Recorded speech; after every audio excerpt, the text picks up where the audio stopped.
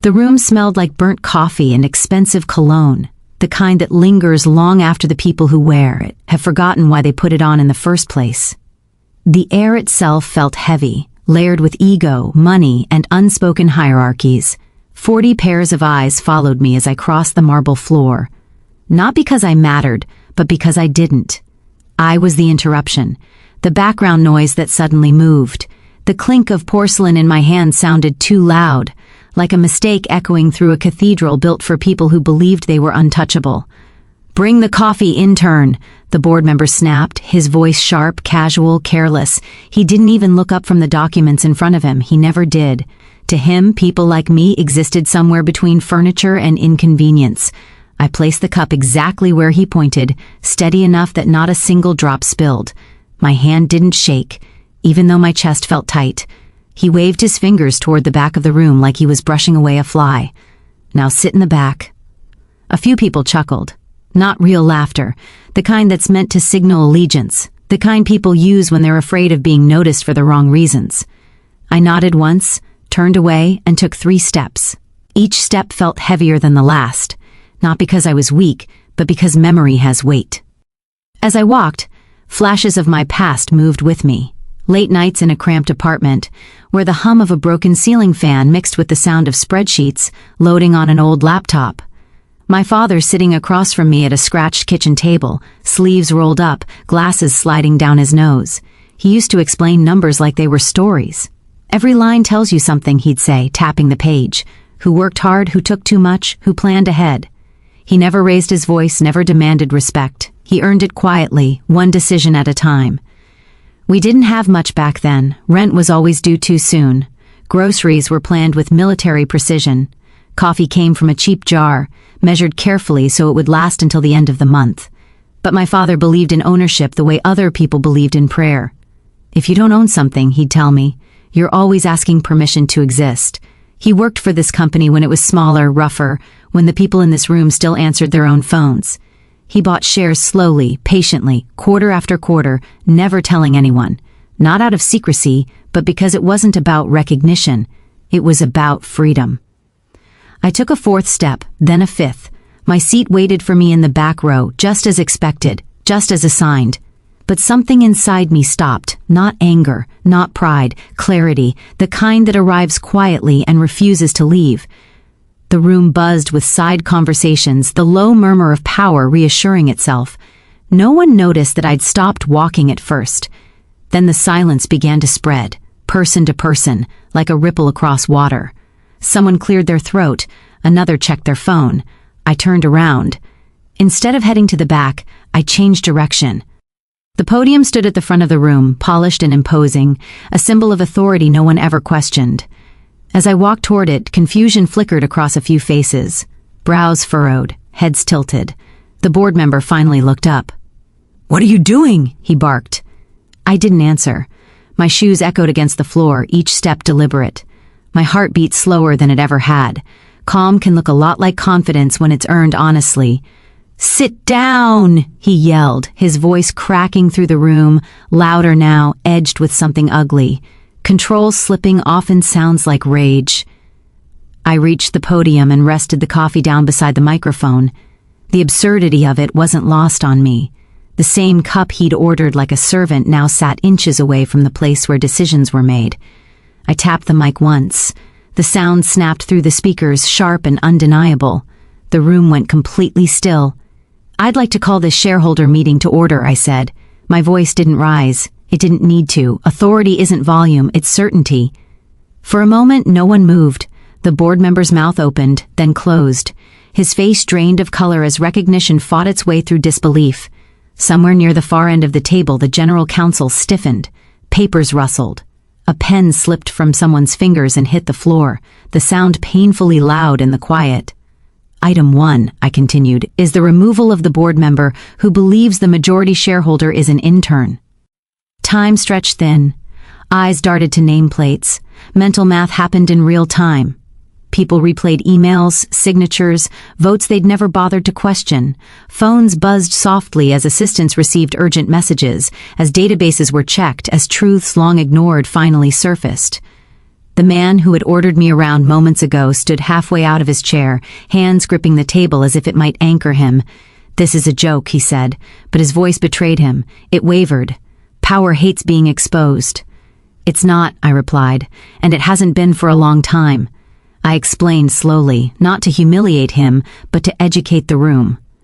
I spoke of voting rights, of bylaws written long before any of us had entered the picture. I spoke of patience, of accumulation, of the quiet strength of consistency. I didn't mention my father by name, but I felt him there, steady at my side, the way he used to stand behind me when I was learning to balance accounts. As the truth settled, something shifted. Shame crossed a few faces, relief crossed others. A couple of people looked down, realizing how close they'd come to mistaking silence for insignificance. When the vote was finally called, hands rose slowly at first, then all at once. The decision was clear, unavoidable. The board member sank back into his chair, smaller now, stripped of the authority he'd worn like armor. I stepped away from the podium, leaving the microphone humming softly behind me. The coffee sat untouched. The meeting continued, but the room was no longer the same. The air felt lighter, cleaner, like a storm had passed through and taken something rotten with it. And as I returned to my seat, not in the back but at the table, I understood something my father had always known. Power doesn't announce itself. It waits, it watches, and when it finally speaks, it doesn't ask for permission. The room did not immediately erupt into chaos the way people imagine moments like this do. There was no shouting, no dramatic exit, no applause. Instead, there was something far more uncomfortable: order. The kind of order that settles in when a long-ignored truth finally takes its seat at the table. The chair that had once belonged to the loudest man in the room was now just a chair. Empty, ordinary. Power, once removed, looked surprisingly small. People avoided looking at me at first, not out of disrespect but recalibration.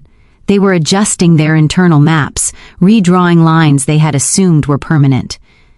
The meeting resumed with a stiffness that felt almost ceremonial. Reports were presented, numbers were read, forecasts were discussed. Yet everything sounded different now, as if the room itself had learned a new language. I listened more than I spoke. That was always my way. Leadership, I had learned early, wasn't about filling silence. It was about knowing which silences mattered. Across the table, the CFO kept glancing up, meeting my eyes briefly before looking away again. The general counsel sat straighter than before, her notes meticulous, her voice careful. Even those who had laughed earlier now spoke with measured respect, as if afraid the walls themselves might be listening. But inside me, something else was happening. Not triumph, not revenge, grief. Grief for all the moments this didn't happen. For every meeting my father attended where his ideas were ignored because he didn't speak loudly enough. For every employee who carried talent like a secret because the room wasn't built to hear them. Power changes rooms, yes, but it also exposes wounds you didn't realize were still open. As the meeting drew to a close, someone suggested a short recess. People stood, stretching legs stiff from tension, conversations restarting in cautious whispers. I stayed seated, hand folded, staring at the grain of the table. That was when I felt it most clearly, my father's presence, not as a memory, but as a continuation. As if this moment had been quietly waiting for decades to complete a sentence he started. He used to tell me a story when I was young, whenever things felt unfair. It was about a man who planted trees knowing he would never sit in their shade. That's what ownership really is, he'd say. Not control, responsibility. At the time, I thought it was just another lesson wrapped in poetry. Now, sitting in a boardroom that bore the fingerprints of his sacrifices, I understood. Someone approached me, then another. A few offered congratulations, awkward but sincere. Others offered apologies without using the word itself. I accepted them all the same way, with a nod, a quiet thank you, and no record kept. Accountability isn't about humiliation, it's about correction. Later that evening, long after the building emptied, I walked the halls alone. The lights dimmed automatically as I passed, motion sensors flicking on just long enough to acknowledge me. Framed photos lined the walls, company milestones, product launches, smiling executives shaking hands with politicians and celebrities. My father appeared in none of them, yet his work was everywhere, in the systems that ran smoothly, in the margins where efficiency lived, in the balance sheets that never quite collapsed even during the hardest years. I stopped outside a conference room and looked in through the glass. For the first time, I saw the space not as a place of intimidation, but as a tool that could be used poorly or well, selfishly or wisely. Power itself was neutral. It was the hands that held it that decided everything. The next weeks were not easy. Removing one board member did not magically fix a culture that had been shaped by years of complacency. There were uncomfortable conversations. Policies had to be rewritten. Promotions reevaluated.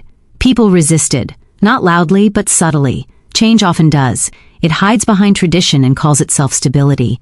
I faced it head-on, not with force but with consistency. I attended meetings I was never expected to attend. I asked questions no one had bothered to ask before. I listened to people who had never been listened to. Some were suspicious at first, waiting for the other shoe to drop, but it never did. Respect, when practiced daily, becomes believable. One afternoon, a young woman approached me in the hallway. She hesitated, then spoke quickly as if afraid she might lose her nerve. I just wanted to say, seeing what happened that day, it changed how I see this place, how I see myself. Her eyes shone, not with gratitude, but with possibility. That mattered more than any vote ever could. At home, I pulled out my father's old mug, the chipped one he used for years. I poured myself coffee and sat at the same kitchen table where everything began. The apartment was different now, quieter, newer, but the table remained. I ran my fingers over the scratches, each one a memory of long nights and longer hopes. I realized then that the story people would tell about that meeting would focus on the shock, the reversal, the humiliation of a powerful man. But that wasn't the real story. The real story was quieter. It was about patience outlasting arrogance, about preparation defeating assumption, about how the world changes not when someone finally shouts, but when someone who has been silent finally speaks with certainty. Months later, the company began to shift in visible ways. Turnover dropped. Innovation rose. Meetings sounded different, less performative, more purposeful. Titles still mattered, but they no longer spoke first. Ideas did. On the anniversary of my father's death, I placed a small plaque in the building, not with his name in bold letters, not in gold or marble, just a simple line etched near the entrance where everyone would pass it without ceremony. Ownership is responsibility. No one questioned it. They didn't need to, because by then the lesson had already taken root. And if there was one truth I carried forward, one message worth leaving behind for anyone who has ever been underestimated, it was this: never confuse how the world sees you with who you are. Silence is not absence, simplicity is not weakness, and sometimes the person everyone ignores is the one quietly holding the future together, waiting for the right moment to set it free.